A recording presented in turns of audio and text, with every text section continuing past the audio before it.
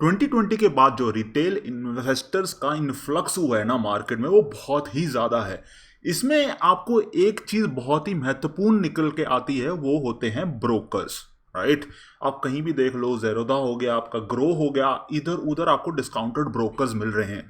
एक नया इन्वेस्टर जब इनके पास जाता है, इनको पैसे देता है, इनसे शेयर खरीदता है, भाई रिलायंस, टीसीएस, जो भी इन्होंने खरीदा, पहली चीज़ जो उनके दिमाग में आएगी कि ये कंपनी को बने हुए तो भाई 4 साल या 5 साल ही हुए हैं। राइट, आपके पास इतना बड़ा ट्रैक रिकॉर्ड नहीं है। ज़ेरोदा को हालांकि काफ़ी टाइम हो गया, लेकिन आपके दिमाग में ये पक्का आएगा कि भाई क्या होगा अगर ये लोग बंद हो जाते हैं।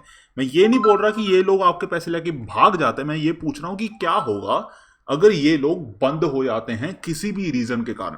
तो आज की वीडियो पूरी उस पर होने वाली है। बहुत ही इंटरेस्टिंग कॉन्सेप्ट निकल के आता है और आपको यहाँ पे पता चलेगा कि इंडिया इस चीज़ में इतना आगे क्यों है, इंडिया में आपका पैसा इतना सेफ क्यों है।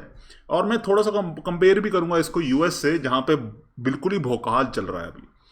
तो पहले हम थोड़ा सा ये समझते हैं कि हमारा इंडियन मार्केट स्ट्रक्चर्ड कैसे है। इमेजिन करो कि आप एक कंपनी हो। राइट, आपने अपनी कंपनी बनाई, आपने उसमें पैसा, दिमाग और टाइम लगाया, आपकी कंपनी काफ़ी बड़ी हो गई। अब आप और आपके इन्वेस्टर्स जिन्होंने आप में बिलीव कि आपको पैसे दिए, वो बोल रहे हैं कि भाई ठीक है, अब हम ये कंपनी को पब्लिक लेके जाते हैं। राइट, तो जब आप पब्लिक लेके जाते हो तो आप वहां पे क्या करते हो, आप आईपीओ करते हो, जिसको हम बोलते हैं इनिशियल पब्लिक ऑफरिंग। तो इनिशियल पब्लिक ऑफरिंग होती है प्राइमरी मार्केट में। प्राइमरी मार्केट एक वो जगह है जहां पे आप ये मान लो कि स्टॉक्स क्रिएट होते हैं। राइट, यहाँ पे जब भी आप आईपीओ में पैसा डालते हो, आप वहाँ पे अपना एप्लीकेशंस डालते हो, आपको मिलता है नहीं मिलता, वो प्राइमरी मार्केट में होता है। फिर होता है स्टॉक एक्सचेंज। स्टॉक एक्सचेंज या फिर सेकेंडरी मार्केट भी बोला जाता है, बहुत लोग इसको ये भी बोलते हैं। यहाँ पे ये होता है कि ये जो चीज़ें बनी थी प्राइमरी मार्केट में, वो अब यहाँ पे आके ट्रेड होंगी पब्लिकली।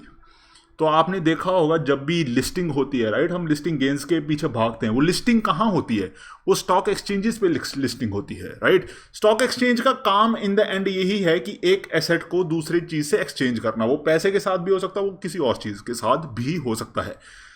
एक्सचेंज इसके नाम में लिखा हुआ है, वो बहुत इंपॉर्टेंट है। वो इसलिए इंपॉर्टेंट है कि स्टॉक एक्सचेंज चीजें एक्सचेंज करता है, वो अपने पास नहीं रखता। राइट, प्राइमरी मार्केट में चीज़ें क्रिएट होने के बाद यहाँ पे एक्सचेंज होती है, सेकेंडरी मार्केट में एक्सचेंज होती है, लेकिन यहाँ पे रहती नहीं है। ये बहुत इंपॉर्टेंट कॉन्सेप्ट है। फिर ये जो स्टॉक्स वगैरह बनते हैं, इसके ऊपर काफ़ी फाइनेंशियल प्रोडक्ट्स बनाए जाते हैं, इंडेक्स फंड्स बनते हैं, म्यूचुअल फंड्स बनते हैं, बहुत सारी चीज़ें बनती हैं जो आप और मेरे जैसे लोग बाद में खरीदते हो और हम इसमें से भी पैसा कमा सकते हैं। फिर आते हैं हमारे प्यारे ब्रोकर्स। ब्रोकर्स को अगर आप हिंदी में जाके देखोगे, हिंदी में इसका मतलब निकल के आता है दलाल। राइट, और दलाल का काम कुछ नहीं होता। दलाल का काम क्या होता है कि जो चीज़ आपके पास है उसके लिए बायर ढूंढना, और जो चीज़ आपको खरीदनी है उसके लिए आपके पास सेलर ढूंढना। इनके पास कोई काम नहीं होता। अगर किसी दिन, राइट, मेरे ये बहुत इंपॉर्टेंट कॉन्सेप्ट निकल के आता है, अगर किसी दिन कभी भी आपका ब्रोकर अगर आपका ऑर्डर मना कर देता है एक्सचेंज पे डालने के लिए, राइट, तो आप अपने ब्रोकर को सू कर सकते हो। द रीजन इज, आपके ब्रोकर के पास कोई पावर नहीं है कि वो आपका ऑर्डर रिजेक्ट कर सके या फिर आपका ऑर्डर एक्सेप्ट कर सके। स्टॉक एक्सचेंज ही आपके ऑर्डर रिजेक्ट करता है या एक्सेप्ट करता है। तो इन दी एंड ब्रोकर का काम कुछ भी नहीं है। ब्रोकर का काम ये है कि जो आपको करना है वो आपका जो ऑर्डर है वो स्टॉक एक्सचेंज पे जाके डाल दे। ब्रोकर का काम लिटरली और कुछ नहीं होता। ब्रोकर को ये भी नहीं देखना होता कि भाई इस बंदे के पास इतने शेयर्स हैं कि नहीं, इस बंदे के पास इतने पैसे हैं कि नहीं। हालांकि पैसे आजकल देखते हैं, क्योंकि इन दी एंड बस ये होता है ब्रोकर का काम कि जो ऑर्डर है उसको जाके स्टॉक एक्सचेंज पे डाल देना।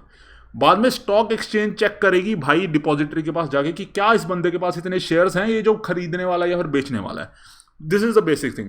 फिर आते हैं ट्रेडर और इन्वेस्टर्स। ट्रेडर और इन्वेस्टर्स हमारे जैसे लोग हैं जो सिर्फ ब्रोकर से इंटरेक्ट करते हैं। ब्रोकर उसके बाद स्टॉक एक्सचेंज में इंटरेक्ट करता है और स्टॉक एक्सचेंज डिपॉजिट से इधर उधर चीजें करती है। फिर होता है क्लियरिंग हाउस। क्लियरिंग हाउस में हम ज़्यादा नहीं जाएंगे, यहाँ पे बेसिकली सेटलमेंट्स होती हैं। राइट, ये बहुत ही डीप कॉन्सेप्ट है। अगर इस पर आपको वीडियो चाहिए तो हम आगे जाके वीडियो बना देंगे। फिर आपके पास आती है डिपॉजिटरी, जो हमारी सेंट्रल या नेशनल डिपॉजिटरी होगी। ये वो जगह है जहाँ पे आपके स्टॉक्स रखे जाते हैं। तो बहुत सारी जो इंटरनेशनल मार्केट्स हैं उसमें क्या होता है कि उसमें स्टॉक्स ब्रोकर के पास ही रहते हैं। राइट। जब आप ब्रोकर को पैसे देते हो कि भाई मेरे को ये स्टॉक खरीदना है, तो आप ब्रोकर से खरीदते हो, और जब आप बोलते हो कि भाई मेरे को ये स्टॉक बेचना है, तो आप ब्रोकर को बेचते हो। उसमें मनी मेकर का एक कॉन्सेप्ट, सॉरी मार्केट मेकर का कॉन्सेप्ट आ जाता है, जो कि बहुत ही चीज़ें झोल कर देता है। तो इसीलिए इंडियन मार्केट में एक बहुत ही बढ़िया कॉन्सेप्ट है कि ब्रोकर कुछ भी रख ही नहीं सकता अपने पास। ब्रोकर स्टॉक नहीं रख सकता, म्यूचुअल फंड नहीं रख सकता, वो सब कुछ रहता है डिपॉजिटरी के पास। अब कुछ केसेस में ऐसा भी होता है कि जो आपके म्यूचुअल फंड्स हैं वो डिपॉजिटरी के पास नहीं बल्कि एएमसी के पास रहते हैं फोलियोज में, विच इज़ फाइन, राइट। जो आपके म्यूचुअल फंड्स हैं वो आपके जो एएमसी है, जैसे अगर आपने एसबीआई से खरीदा तो आप एसबीआई के पास रखोगे, आईसीआईसी प्रूडेंशियल से खरीदा तो आपके आईसीआईसी प्रूडेंशियल के पास रहेंगे। लेकिन अगर आप लेट से इन्वेस्ट कर रहे हो ज़ेरोधा कॉइन के थ्रू, तो आपको पता चलेगा कि आपके mutual fund, stocks, everything is with a depository. तो बेसिकली अगर आपका ब्रोकर यहाँ से उड़ भी जाता है, राइट, तो ब्रोकर के पास कुछ है ही नहीं, तो आपका सारा का सारा सामान डिपॉजिटरी के पास सेफ रहेगा। एक बहुत बढ़िया आर्टिकल है जिसको मैं डिस्क्रिप्शन में लिंक कर दूंगा, ये पूरा एक्सप्लेन करता है कि हाउ स्टॉक मार्केट वर्क्स। अगर आपको समझना है तो आप यहाँ पे जाके समझ सकते हो। फिर कुछ इंपॉर्टेंट क्वेश्चन निकल के आते हैं कि एक ब्रोकर डिफॉल्ट कब करता है, एक ब्रोकर का बिजनेस ठप कब होता है, बंद कब होता है, राइट। तो पहला है कि भाई वो कुछ ट्रांजैक्शन करने लग जाए लोगों से बिना पूछे, वो ट्रांजैक्शन जो उसको नहीं करने चाहिए। इमेजिन करो कि आपने रिलायंस के शेयर खरीदे और आपका ब्रोकर वो रिलायंस के शेयर आगे किसी को लैंड कर रहा है शॉर्ट करने के लिए आपसे बिना पूछे, वो नहीं कर सकता। अगर ऐसा कुछ करेगा तो आपका ब्रोकर बंद हो जाएगा और आप तब भी सेफ रहोगे। या फिर कोई शेयर रिलेटेड आपने शेयर्स खरीदे, आपको दिखा रहा है कि आपने आपके शेयर्स खरीदे गए हैं लेकिन आपको कभी शेयर्स मिले ही नहीं, तो इसके कारण भी ये बंद हो सकता है। या फिर बीच में से कुछ प्रॉफिट करने की कोशिश करे, तो कुछ भी करेगा तो सेबी आके इनको बंद कर देगा। फिर होता है कि भाई जो मेरे ब्रोकिंग अकाउंट में पैसे पड़े हैं, क्या वो ब्रोकर अपने पास रख सकता है या फिर अपने काम के लिए यूज कर सकता है। तो थ्योरेटिकली क्योंकि आपने वो पैसे ब्रोकर को ही दिए हैं, वो आपके पैसे कभी भी ब्रोकर से आगे नहीं जाते जब तक ब्रोकर कोई ट्रेड नहीं करता आपके बिहाफ पे, तो वो ब्रोकर के पास ही रहेंगे। लेकिन इसके लिए भी सेबी ने एक बहुत ही बढ़िया रूल बना दिया है कि अगर पैसे यूज नहीं होते, राइट, पड़े रहते हैं आपके ट्रेडिंग अकाउंट में, तो वो पैसे वापस आ जाएंगे आपके पास 30 या 90 दिनों के अंदर अंदर। तो आपको उसमें भी टेंशन लेने की कोई भी जरूरत नहीं है।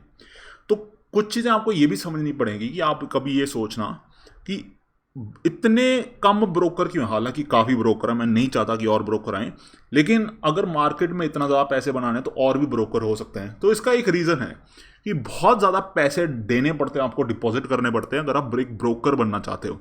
फिर इसकी परमिशंस जो होती हैं वो भी बहुत ज़्यादा डीप होती हैं, और रिकॉर्ड कीपिंग भी आपको करनी पड़ती है, जिसके कारण ये जो इंडस्ट्री है, राइट, ब्रोकर बनने की इंडस्ट्री है, इसमें बार बहुत हाई है। तो आपको ऐसे नहीं लगेगा कि भाई रोज़ एक नया एरा गैरा नथु कैरा एक ब्रोकर आ रहा है।